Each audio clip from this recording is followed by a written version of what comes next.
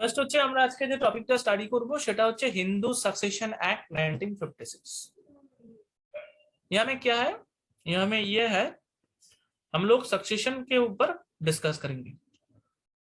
और इसका मतलब क्या होता है, सक्सेशन का मतलब ये होता है कोई बंदा मर जाए तो उसके बाद उसका जो प्रॉपर्टी है किसको मिलेगा, ये है सक्सेशन। ठीक है, तो ये सक्सेशन के बारे में हम लोग क्या करेंगे, कुछ डेफिनेशन है, उस डेफिनेशन को हम पढ़ेंगे। প্রথমেই আছে অ্যাগনেট। অ্যাগনেট অ্যাগনেট का definition section 3A। Section 3A sir সাউন্ডটা একটু জোরে দিলে ভালো হয়, শুনতে পাচ্ছি না। Section 3A define অ্যাগনেট। অ্যাগনেট মানে এখানে কি বলছে, one person is said to be agnate of another. একজন পারসন আর একজন পারসনের অ্যাগনেট হবে if two are related by blood or adoption wholly through males। অর্থাৎ এখানে যেটা বলছে সেটা হচ্ছে একজন পারসন আর একজন পারসনের অ্যাগনেট হবে যেখানে শুধুমাত্র মেল ক্যান্ডিডেটই থাকবে, ফিমেল ক্যান্ডিডেট কোনো কিছু থাকবে না। এবার একটা এক্সাম্পল দিয়ে বোঝাই, তাহলে বেশি সুবিধা হবে এটা বোঝাতে হবে। ধরুন আমি এখানে দেখাচ্ছি একজনের হাজবেন্ড আছে, হাজবেন্ড লিখবো, আচ্ছা ঠিক আছে, আর ওয়াইফ আছে। ঠিক আছে, নর্মাল এটা হাজবেন্ড ওয়াইফ থাকে। তো নর্মাল হাজবেন্ড ওয়াইফ থাকাকালীন, ঠিক আছে, নর্মাল হাজবেন্ড ওয়াইফ থাকাকালীন ধরুন এবার এদের যদি একটা ছেলে আছে, একটা মেয়ে আছে। আমি এখানে লিখছি একটা সন আছে, লেখাও যাচ্ছে না কেন, হ্যাঁ, একটা সন আছে আর একটা ডটার আছে। ঠিক আছে, তো আজকে যদি আমি অ্যাগনেট জিনিসটা বলতে যাই তাহলে আমাকে বলতে হবে এই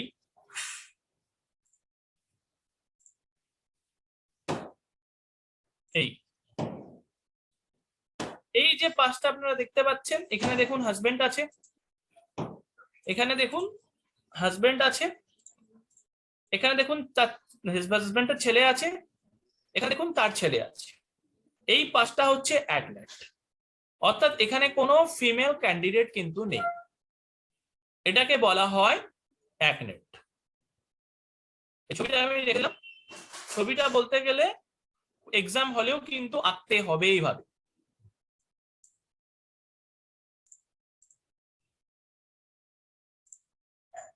ঠিক আছে, তাহলে এখানে বলছে one person is said to be an agnet of another if two are related by blood or adoption wholly through males। তাহলে যেখানে শুধুমাত্র মেল ক্যান্ডিডেট থাকে সেটাকে বলা হয়ে থাকে অ্যাগনেট। Section 3A। एक बंदा ने शादी किया, उसके बाद उसका एक पोता मतलब सन हुआ, वो सन अब फिर से शादी किया, उसके बाद एक और सन हुआ। तो ये जो सिर्फ सन का सन दिख रहे हैं आप, और फादर है, सन है, उसके बाद सॉन्स का सन हुआ, इसको बोलते हैं एग्नेट, जहां में कोई भी फीमेल कैंडिडेट नहीं है। उसके साथ एक क्वेश्चन आता है कॉग्नेट, यहां में है कॉग्नेट, यहां में क्या है कॉग्नेट। अच्छा, कॉग्नेट को बताने के लिए मुझे इसको कंटिन्यू करना पड़ेगा। मैंने डॉटर बताया था, तो कॉग्नेट का डेफिनेशन पढ़ लेता हूं एक बार। One person is said to be cognate of another if two are related by blood or adoption but not wholly through males। Cognate ये होता है एक बंदा ने शादी किया तो उसका एक सन हुआ, एक डॉटर हुआ, डॉटर को भी एक सन हुआ, एक डॉटर हुआ, मतलब डॉटर सन डॉटर्स डॉटर। ठीक है, मैंने ये बताया जब एग्नेट था तब सिर्फ सॉन था, तब सिर्फ मेल कैंडिडेट था। जब कॉग्नेट है, कॉग्नेट में सिर्फ मतलब मेल कैंडिडेट रहेगा ऐसा नहीं, वो फीमेल एंड मेल दोनों मिक्स्ड अप में रहेगा। One person is said to be cognate of another, एक बंदा दूसरी बंदे का कॉग्नेट होगा if two are related by blood और अडॉप्शन। रिलेटेड, दोनों बंदा रिलेट हो सकता है, ब्लड से रिलेट हो सकता है, अडॉप्शन से रिलेट हो सकता है, but not only through males. सिर्फ वहां में मेल रहेगा ऐसा नहीं, फीमेल मेल मिला के रहेगा। तो कैसा होगा पिक्चर? वो पिक्चर ऐसा होगा, मैं यहाँ पे दो पार्ट कर देता हूं। देखिए यहाँ में आएगा डॉटर सन और यहाँ में आएगा, अच्छा एक बात यूज करता हूँ। अच्छा यहाँ में आएगा डॉटर डॉटर और यहाँ में आएगा डॉटर सन। तो देखिए यहाँ पर डॉटर है, यहाँ पर एक पार्ट से वाइफ है, हस्बैंड वाइफ है, ठीक है। यहाँ पर फीमेल कैंडिडेट भी है और एक मेल कैंडिडेट भी है। तो जहां पर सिर्फ मेल कैंडिडेट था उसको हम एग्नेट बताएंगे, और जहां पर मेल फीमेल मिक्स्ड अप है उसको हम कॉग्नेट बताएंगे। ठीक है, तो ये है एग्नेट और कॉग्नेट।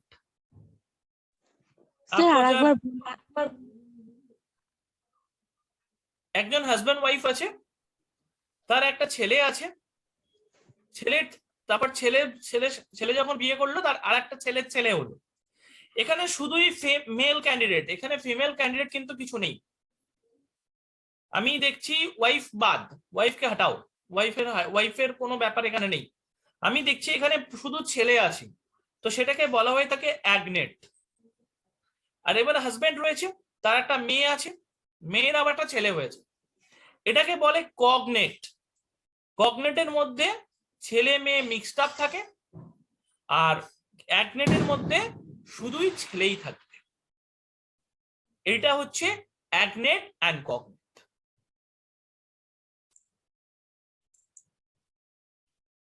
এটা হচ্ছে হাফ ব্লাড, ফুল ব্লাড, ইউটেরিন ব্লাড, এই তিনটে জিনিস আছে।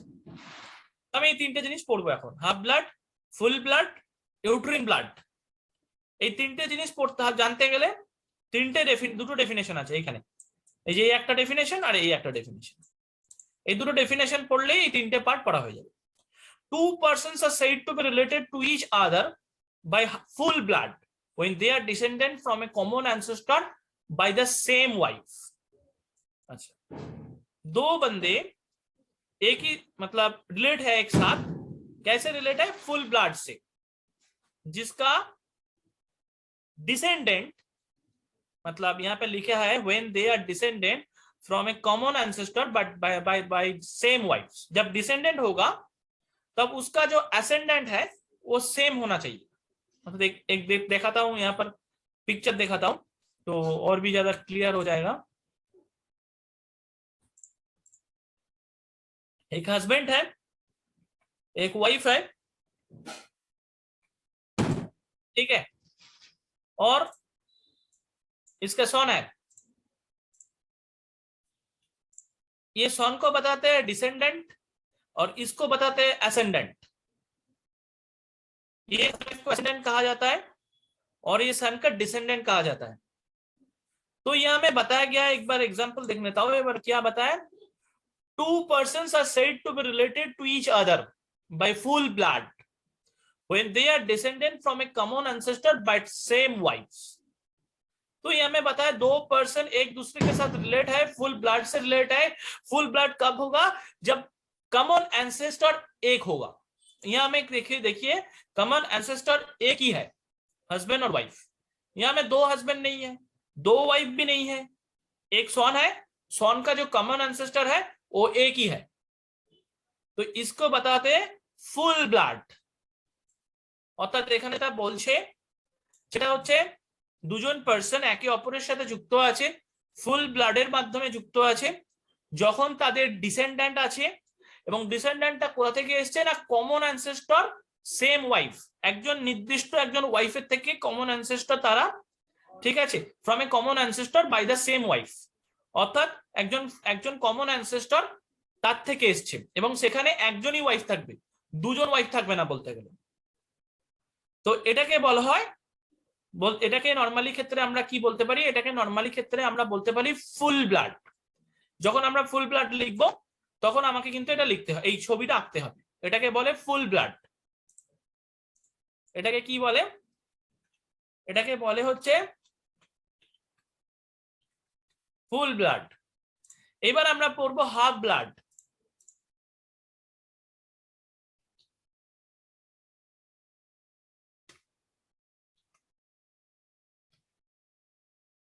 হাফ ব্লাড পড়বো, অবশ্যই পড়বো, 1 মিনিট আমি ছবিটা এঁকে দিই আগে।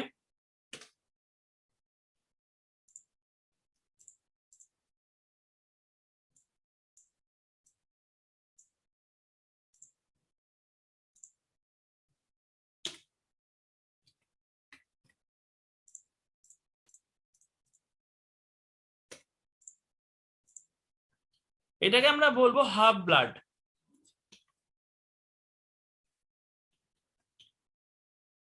হাফ ব্লাড, তো এখানে কি আছে আমি একটু দেখি। এখানে যেটা আছে সেটা পড়লে আরো বুঝতে পারবো হাফ ব্লাড কি জিনিস।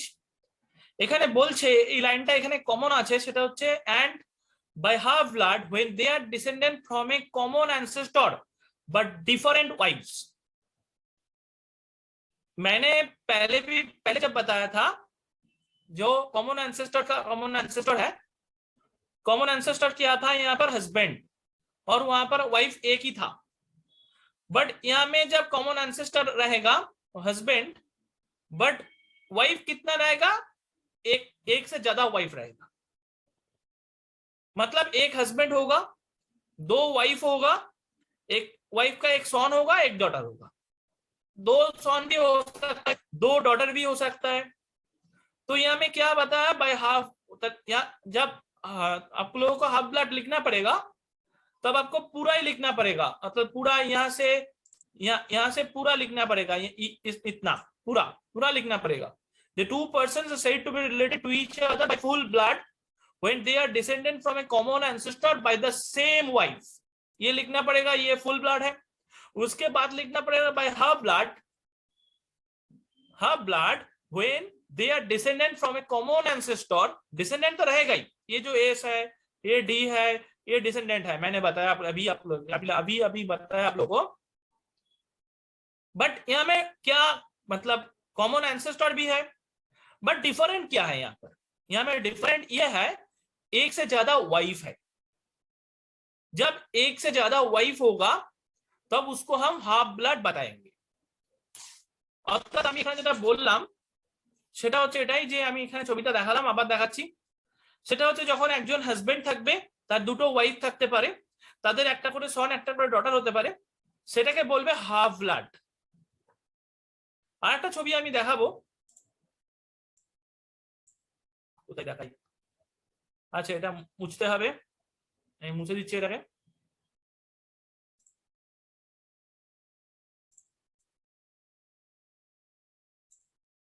আর একটা ছবি আমি দেখাচ্ছি, দেখুন এখানে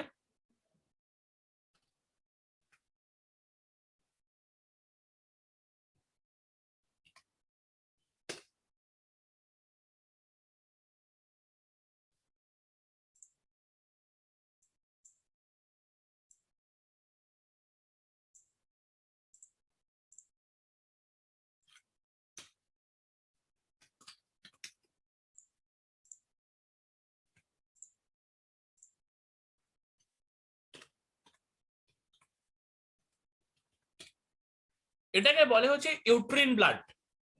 ইউট্রিন কথাটা কোথা থেকে এসছে না, ইউট্রাস থেকে এসছে, ঠিক আছে। আমি যেটা বলছি এখানে দেখুন, এখানে বলছে যে 2 persons are said to be related to each other by uterine blood। দুটো পার্সন একে অপরের সাথে ইউট্রিন ব্লাডে যুক্ত আছে, দুটো ব্যক্তি মানে দুটো ব্যক্তি একে অপরের সাথে ইউট্রিন ব্লাডে যুক্ত আছে। ইউট্রিন ব্লাড মানে কি, একটাই মাতৃগর্ভ, একটাই থাকবে। when they are descendant from a common ancestress common ancestors তো থাকবেই, ঠিক আছে, বাট বাই डिफरेंट हस्बैंड। আপনাকে একটা জিনিস মনে রাখতে হবে, जब यूट्रिन ब्लड आएगा तब हस्बैंड डिफरेंट होगा और जो वाइफ है वो एक रहेगा, क्योंकि वाइफ जब एव रहेगा तभी हम उसको यूट्रिन ब्लड बताएंगे। वाइफ एव रहेगा और हस्बैंड दोनों रहेंगे, इसको हम क्या बताएंगे, यूट्रिन ब्लड बताएंगे। और ये जो डी और एस है इसको हम डिसेंडेंट बताएंगे। तो इसका भी आप देख सकते हैं कॉमन एंसेस्ट्रेस है और हस्बैंड कितना है, हस्बैंड एक से ज्यादा होगा, यूट्रिन ब्लड में हस्बैंड एक से ज्यादा होगा। তো দুটো ব্যক্তি বলতে গেলে একে অপরের সাথে জুড়ে আছে, কিভাবে জুড়ে আছে, ইউট্রিন ব্লাডে জুড়ে আছে। যেখানে ডিসেন্ডেন্ট আসছে কমন অ্যানসেস্ট্রেস থেকে আসছে, ঠিক আছে, বাট ডিফারেন্ট হাজবেন্ড, কিন্তু এখানে হাজবেন্ড দুটো কিন্তু আলাদা আলাদা হবে, অর্থাৎ দুটো হাজবেন্ড থাকবে, একজন ওয়াইফ থাকবে, তার একটা ডটার থাকবে, একটা সন থাকবে, এটাকে বলবে ইউট্রিন ব্লাড। যখন আপনারা ইউট্রিন ব্লাড লিখবেন তখন আপনাদের কিন্তু এটা লিখতে হবে। এটা হচ্ছে हेयर। हेयर काके बोले, हेयर, हेयर किसको कहता है, heir means any person, male और फीमेल। हेयर का मतलब क्या होता है, मेल और फीमेल होता है, मतलब मेल भी हो सकता है फीमेल भी हो सकता है। Who is entitled to succeed the property of an intestate under this act। अच्छा, एक न्यू वर्ड ये क्या है, इंटेस्टेट। इंटेस्टेट का मतलब क्या होता है, इंटेस्ट का मतलब होता है वो बंदा जो बंदा मर गए बट विल नहीं किया, वो बंदा ने, एक बंदा था वो मर गए बट विल नहीं किया उसी बंदे ने, बट वो बंदे मर गए। तो ऐसा केस में क्या होता है, ऐसा केस में ये होता है जब कोई भी बंदा विल ना कर मर जाए, उसके बाद सक्सेशन जब होता है, जिसको प्रॉपर्टी मिलता है उसको हम हेयर बताते हैं, मतलब डिसेंडेंट को हम हेयर बताते हैं। विल का तो तब नहीं होगा, विल मतलब किसी का मतलब वासियत, तो पता है आप लोगों को वासियत क्या है, ठीक है, विल और वासियत, मुस्लिम में उसको वासियत कहता है, हिंदू में उसको विल कहता है, ठीक है। तो कोई भी बंदा विल कर जाए तो तभी ये एक्ट लागू नहीं होगा वहां पर। जो बंदा विल नहीं किया बट भी मर गए, ठीक है, उसके बाद उसका जो प्रॉपर्टी है वो कौन के मतलब किसको मिलेगा, वो जो लोगों को मिलेगा उसको हेयर कहा जाता है। অর্থাৎ একটা ব্যক্তি যখন উইল না করে মারা যায়, উইল বলতে গেলে না করে মারা যায়, তারপরে যারা যারা বংশধর থাকে তাদেরকে আমরা হেয়ার বলে থাকি।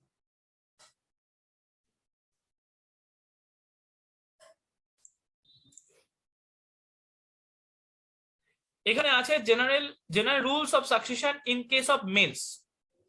जब एक मेल बंदा विल ना करके चला जाए तब उसका प्रॉपर्टी कैसे डिवाइड होगा, ये हमको जानना है। The property of male Hindu dying intestate shall devolve according to the provision of this chapter। The property of male Hindu dying intestate, एक मेल हिंदू था, वो मर गए, मर जाने के बाद फर्स्ट कौन को मिलेगा, फर्स्ट ये है upon the heir being the relative specified in class 1, जो क्लास 1 में है वो मिलेगा। अच्छा, क्लास 1 कहां पर है वो मैं बाद में दिखाता हूं। आप एक चीज जान लीजिए, जब कोई मेल बंदा मर गए, हिंदू बंदा, तो फर्स्ट प्रॉपर्टी उसको मिलेगा क्लास 1 पे। क्लास 1 में जितने भी बंदा है उनको सबको मिलेगा इक्वल डिस्ट्रीब्यूशन में। अब दिखा जाए क्लास 1 में नहीं है, क्लास 1 में कोई भी नहीं है, तो secondly if there is no hair in the class 1 upon the hairs being relative specified in the class 2 of the schedule, तो क्लास 1 में नहीं है तो क्लास 2 में मिलेगा, और क्लास 1 नहीं है तो क्लास 2 जो होगा उनको मिलेगा। अभी हम बताते हैं क्लास 1 भी नहीं है, क्लास 2 भी नहीं है। There is no hair of the class 2 classes, then किसको मिलेगा, then upon the agnate of the disease. जो डिजीज का मतलब क्या होता है, डिजीज का मतलब ये होता है जो बंदा मर गया है उसको, मर गया है उसका जो एग्नेट है, मैंने कुछ पहले ही बताया, जो मेल होता है उसको हम एग्नेट कहते हैं। तो जो एग्नेट है उनको मिलेगा। अभी हम बताते हैं एग्नेट भी नहीं है, तो lastly if there is no agnate then upon the cognate of the disease, तो कॉग्नेट को मिलेगा। एग्नेट नहीं है तो कॉग्नेट को मिलेगा। कॉग्नेट में मैंने बताया था मेल और फीमेल मिलाकर होता है, वो कॉग्नेट है। तो मैंने एक बार देख लिया, एक हिंदू है वो मर जाए, उसको उस मरने के बाद उसको क्लास 1 दिखना है। क्लास 1 में कौन सा है, क्लास 1 नहीं है, ओके। क्लास 2 दिखना है, क्लास 2 भी नहीं है, ओके। उसके बाद एग्नेट दिखना है, एग्नेट भी नहीं है, उसके बाद कॉग्नेट दिखना है। ऐसे ही हमारा सक्सेशन चलता रहता है।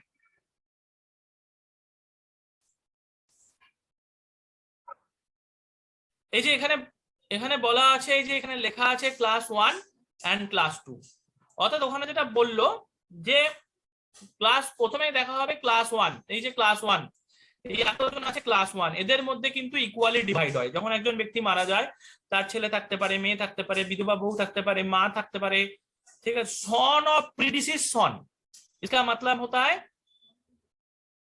सन का सन, अर्थात मेरा सन था वो मर गए, उसका जो सन मतलब नाती, ठीक है। सन ऑफ प्रीडिसीज सन, मेरा प्रॉपर्टी डिवाइड हो रहा है, तो मेरा जो सन है वो भी मर गए, तो उसका जो सन है उसको कहते हैं सन ऑफ प्रीडिसीज सन। তো তাহলে এখানে যতজন আছে তাদের মধ্যে কিন্তু ইকুয়ালি ডিভাইড হবে। ক্লাস 1 এর মানে ধর্মটা এরকমই, যখন ক্লাস 1 ডিভাইড হয় তখন ইকুয়ালি ডিভাইড হয়। আর ক্লাস 2 এর কথা যদি বলো তাহলে এখানে একটা স্পেশাল ক্যাটাগরি আছে। ক্লাস 1 যদি কেউ না থাকে তখন ক্লাস 2টাকে বলতে গেলে নেওয়া হয়। ক্লাস 2 তে কে আছে, প্রথমে ফাদার আছে। আচ্ছা, এখানে একটা কথা বলার আছে, তোমরা এখানে ক্লাস 1 এ দেখলে ইকুয়ালি সবার মধ্যে ডিভাইড হয়েছে, বাট ক্লাস 2 এর এমন একটা বিশেষত্ব আছে, ক্লাস 2 এ যারা পড়ে ফার্স্টে ফাদার পাবে, ফাদার পুরো সম্পত্তিটাই পেয়ে যাবে। যদি ফাদার না থাকে তবে 2 নম্বরে আসবে, যদি 2 নম্বর না থাকে তবে 3 নম্বরে আসবে। এরকম নয় যে এরা সবাই মিলে সমানভাবে পাবে, যেটা ক্লাস 1 এর ক্ষেত্রে যেটা ছিল সবাই মিলে ইকুয়ালি ডিস্ট্রিবিউট হবে, কিন্তু ক্লাস 2 এর ক্ষেত্রে এরকম নেই। ক্লাস 2 এর ক্ষেত্রে যেটা বলা আছে, প্রথমে যদি বেঁচে থাকে, ফাদার বেঁচে থাকে, তাহলে ফাদারকে পুরোটা দিতে হবে। দেখা যায় 1 নম্বরে কেউ নেই, তাহলে 2 নম্বরে দেখি সন ডটার সন, ছেলের মেয়ের ছেলে, ছেলের মেয়ের মেয়ে, ব্রাদার সিস্টার, এদের মধ্যে ইকুয়ালি ডিভাইড হয়ে যাবে। এবার এরা কেউ নেই, তখন আমার 3 নম্বর পয়েন্টে আসতে হবে। 3 নম্বর কেউ না থাকলে তখন 4 নম্বরে আসবো। এরকম ভাবে ডিवाइड হয় क्लास 2 টা। जब क्लास 1 आप लोग देखेंगे तब इक्वली डिवाइड होता है, बट क्लास 2 जब देखेंगे तो फर्स्ट आपको देखना पड़ेगा 1 नंबर पे कौन है ना फादर है, ओके। तो फादर को पूरा मिल जाएगा, फादर नहीं है तो 2 नंबर पे कौन, 2 नंबर से 4 बंदे हैं, वो 4 को मिलेगा इक्वली में। 2 नंबर पे कोई भी नहीं है तो 3 नंबर में मिलेगा, 3 नंबर में कोई भी नहीं है तो 4 नंबर में मिलेगा। ऐसे डिवाइड होता है क्लास 1 और class 2।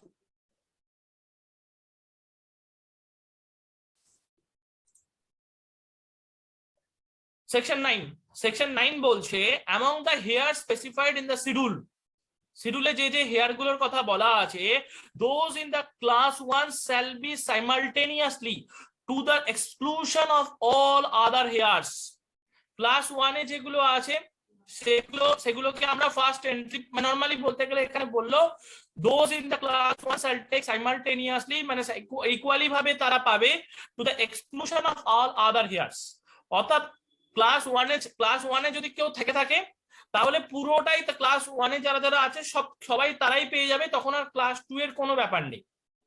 those in the first entry in the class 2 shall be preferred to those in the second entry। Class 1 চলে যাওয়ার পরে তারপর আসবে সেকেন্ড এন্ট্রির প্লারা, অর্থাৎ ক্লাস 1 এ যদি আমাদের কেউ না থাকে তখন আমি দেখবো যে সেকেন্ড এন্ট্রিতে কে আছে, মানে ক্লাস 2 এ কারা কারা আছে। those in the second entry shall be preferred to those in the third entry। এবার দেখা যাচ্ছে যে সেকেন্ড এন্ট্রিতেও কেউ নেই, তাহলে থার্ড এন্ট্রি মানে হচ্ছে অ্যাগনেট, থার্ড এন্ট্রি মানে হচ্ছে agnate and so on in succession. এইভাবেই সাকসেশনটা চলতে থাকবে। অর্থাৎ শিডিউল, यहाँ में शेड्यूल दिया गया है, शेड्यूल में बताया गया है फर्स्ट क्लास 1 को मिलेगा, उसके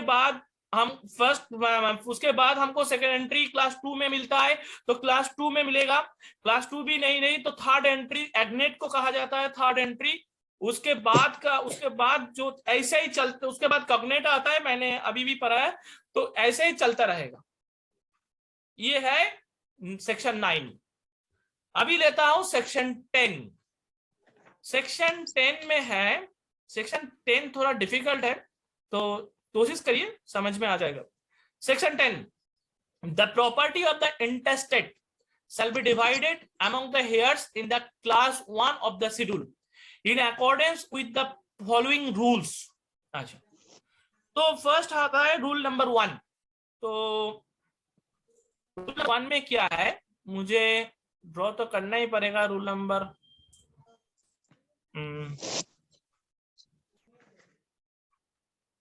अच्छा पी देता हूं।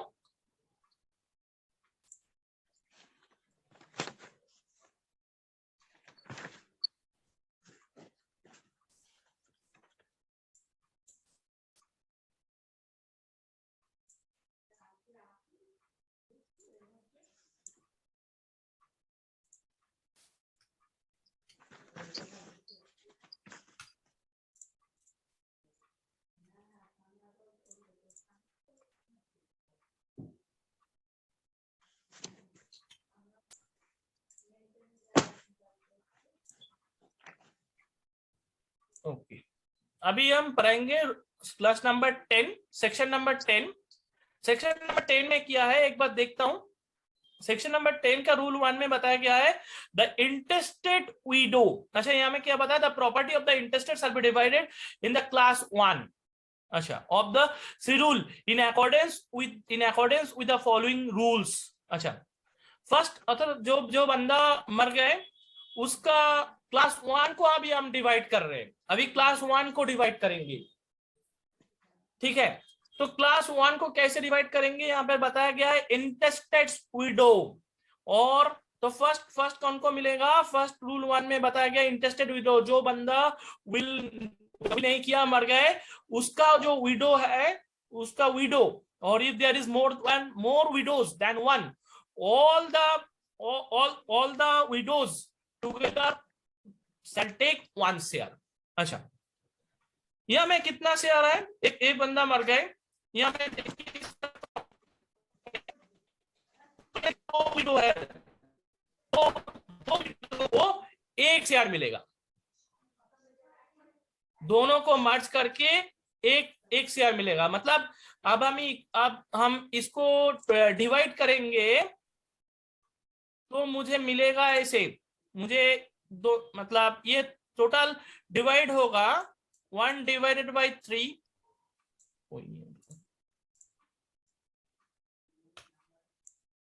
दोनों मिलेगा 1 डिवाइडेड बाई 3,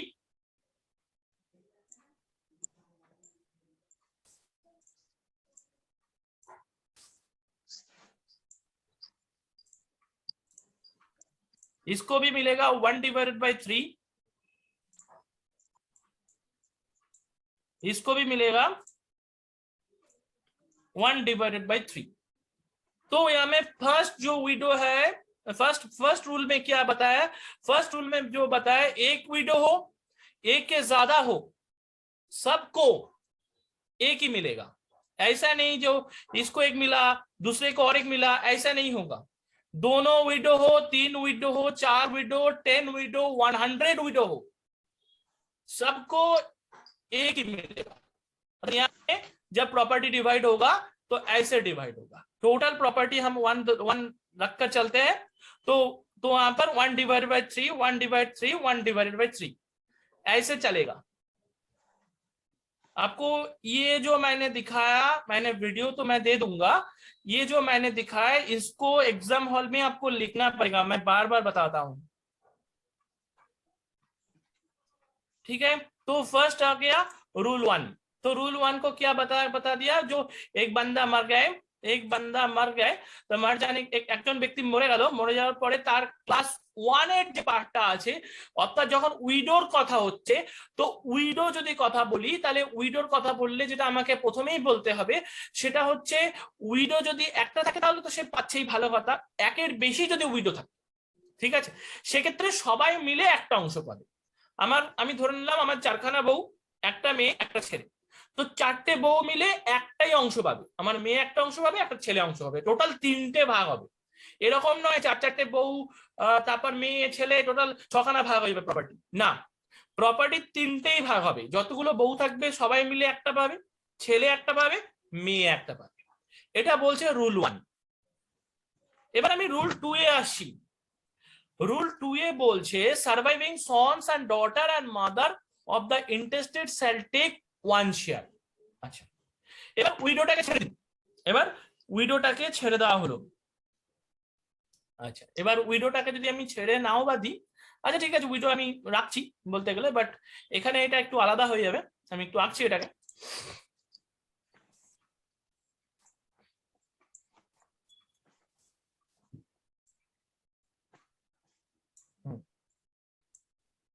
তো এখানে ফার্স্ট আমি দিলাম পি।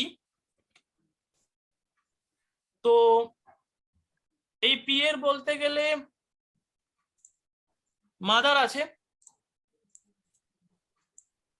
সন আছে,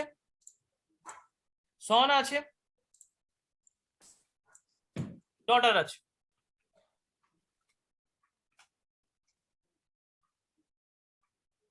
ঠিক আছে, এখানে আমি উইডোটাকে পুরোপুরি সরিয়ে দিলাম।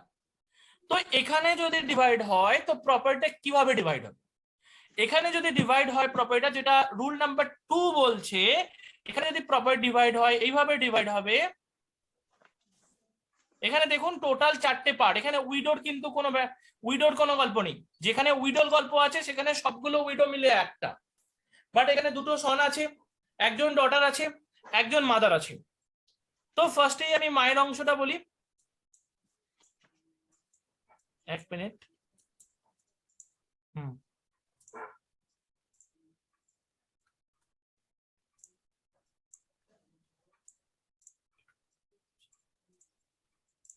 ব্যাস, এই যে গেল, এটা হচ্ছে রুল 2।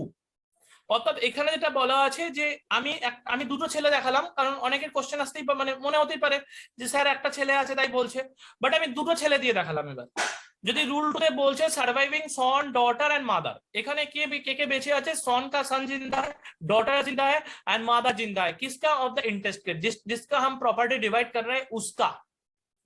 तो shall each take 1 शेयर।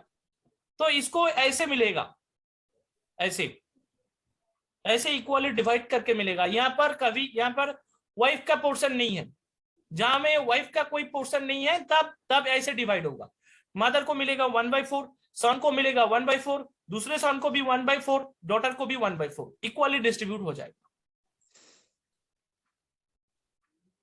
मैं इसको पार्ट करके दिखा रहा हूं, ठीक है। अभी क्या आएगा? रूल 3।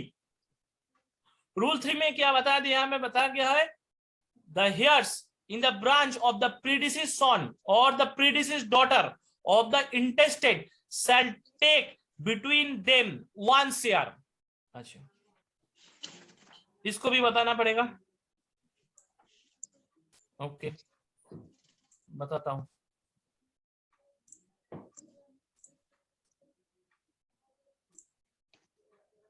यहाँ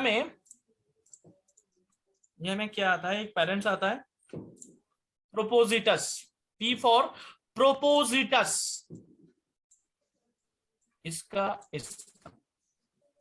ओके। एक सॉन आई और एक डॉटर आया, ठीक है।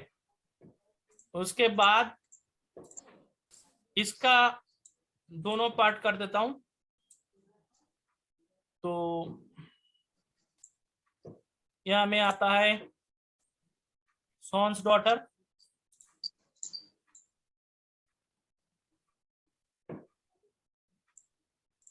और यहाँ में आता है सॉन सॉन, और इसको और इसको यहाँ में आता है डॉटर सॉन, और यहाँ में आता है डॉटर डॉटर। अभी ये प्रोफाइल आंकना है। अच्छा, ऐसे किसको कितना डिवाइड कर रहा हूं।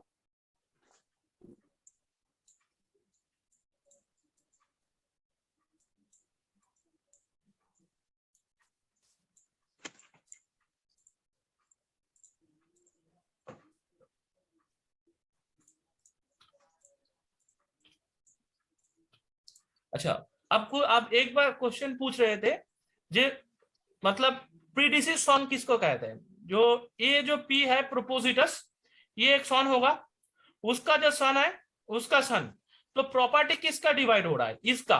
ये जो पी का प्रॉपर्टी डिवाइड हो रहा है, सन भी मर गए, डॉटर भी मर गए, तो कौन जिंदा है, सॉन्स का डॉटर जिंदा है, सॉन्स का सॉन जिंदा है, डॉटर्स का सन है, और डॉटर डॉटर है।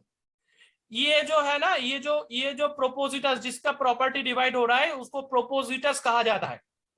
तो प्रोपोज ये मैं सॉन, ये मैं एज्यूम कर लिया एक सॉन है, तो सॉन का सन जब होता है, मतलब प्रोपोजिटस मर गए, सॉन भी मर गए, उसके बाद सॉन, मतलब उसके बाद ये नहीं, इसको मतलब प्रीडिसिस सॉन जब बताते हैं तो सॉन का सन, इसको हम प्रीडिसिस सॉन कहते हैं।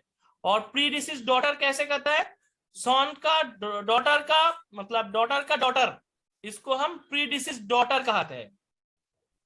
तो रूल नंबर 3 में क्या बोला, रूल नंबर 3 में बताया, यह मैं बता the heir of the branch of the predeceased son और predeceased daughter of the intestate shall take between them 1 year।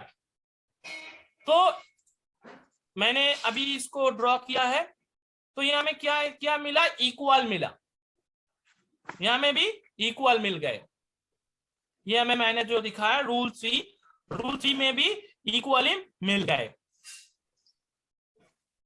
অর্থাৎ এখানে একজন প্রপোজিটাস মানে হচ্ছে যার প্রপার্টি ডিভাইড হচ্ছে, তার একটা ছেলে আছে একটা মেয়ে আছে, ছেলের ছেলে আছে ছেলের মেয়েও আছে, মেয়ের মেয়েও আছে মেয়ের ছেলেও আছে, সবাই সমান প্রপার্টি পাবে। এখানে কিন্তু এস ডি এর প্রপার্টি ডিভাইড হচ্ছে না, এখানে এই পি এর প্রপার্টি ডিভাইড হচ্ছে, এই পি এর প্রপার্টি ডিভাইড হচ্ছে। এখানে পি এর মরে গেছে, ডিও মরে গেছে, তো সেখানে পি এর প্রপার্টি ডিভাইড হচ্ছে, তো সেখানে S D S S DS DD এই ইনার প্রপার্টি যখন ইকুয়ালি ডিভাইড হবে তখন এইভাবে ডিভাইড হবে। এটা রুল 3 তে বলা আছে। এবার আসছি রুল 4। রুল 4 এর দুটো পার্ট আছে। The distribution of the shares referred to in rule 3, ঠিক আছে। আচ্ছা, এটা পড়বার আগে আমি ড্রটা করে নিই।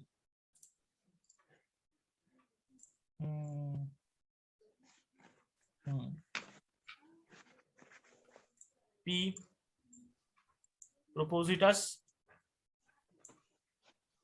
পরে এলো হচ্ছে সন, ওই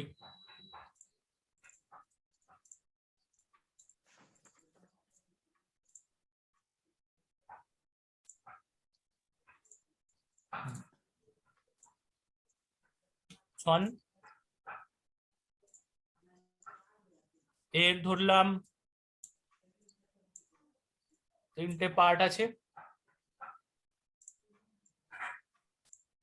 একজন ওয়াইফ আছে, একটা ছেলে আছে,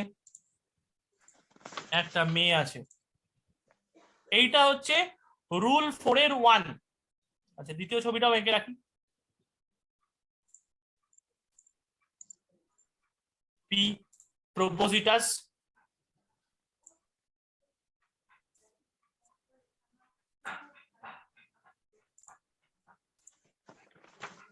ডটার,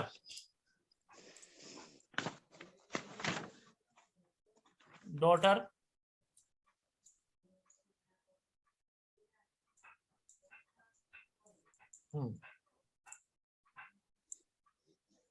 এখানে আছে হাজবেন্ড, এখানে আছে সন, এখানে আছে ডটার।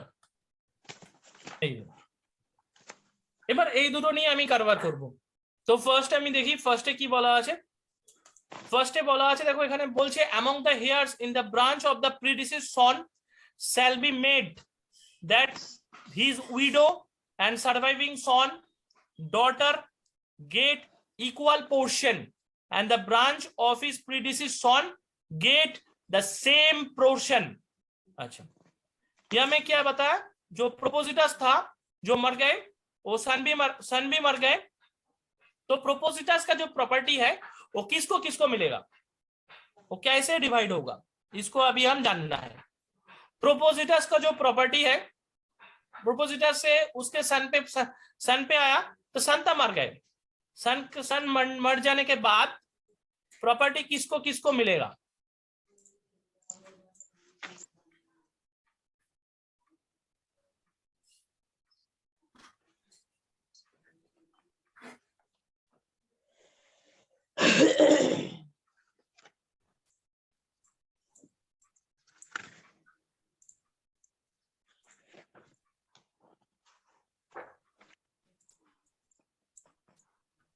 देखिए, तो फर्स्ट जो रूल 4 में, रूल 4 के अंदर जो 1 है वह में बताया गया प्रोपोजिटस जब मर जाए उसके बाद उसका सन था, ठीक है, सन भी चला जाए, सन के जाने के बाद जो उसका विडो रहेगा, विडो एक सन रहेगा और एक डटर रहेगा, ठीक है, सन भी रह सकता है, डटर भी रह सकता है, सबको इक्वल मिलेगा।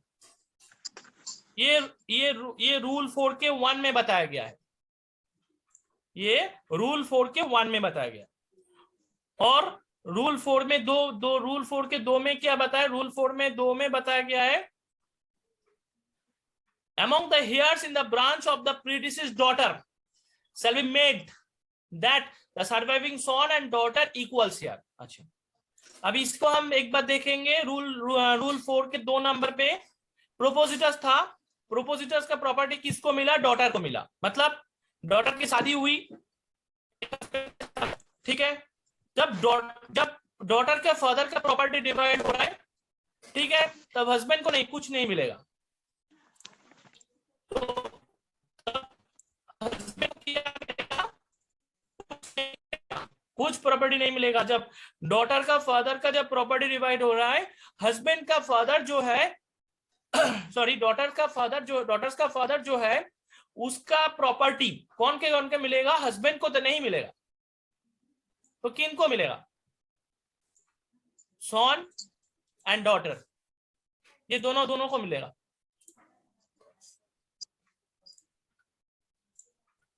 ये दोनों को मिलेगा।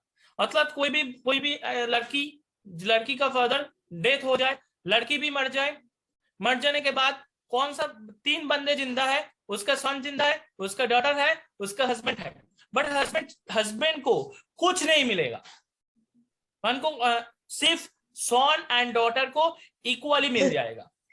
ये रूल 4 के 2 में बताया गया है। আচ্ছা, একবার বলে দিই, রুল 4 এর 1 এ যেটা বললো সেটা হচ্ছে একটা ছেলের বাবা যদি মারা যায়, ছেলেটাও মারা গেছে, সেক্ষেত্রে ছেলের বউ দুটো, একটা ছেলে একটা মেয়ে যারা থাকবে সবার সমানভাবে ভাগ হয়ে যাবে। কিন্তু একটা মেয়ের বাবা যদি মারা যায়, মেয়ের বাবার যে প্রপার্টি, মেয়ে যখন মরবে, মেয়ে মরে যাওয়ার পরে তার হাজবেন্ড যদি বেঁচে থাকে, হাজবেন্ড সন ডটার, ঠিক আছে, তো এই হাজবেন্ড এবং সন এবং ডটার যারা বেঁচে থাকবে, হাজবেন্ডকে কিছুই দেবে না, শুধু সনকে দেবে আর ডটারকে দেবে।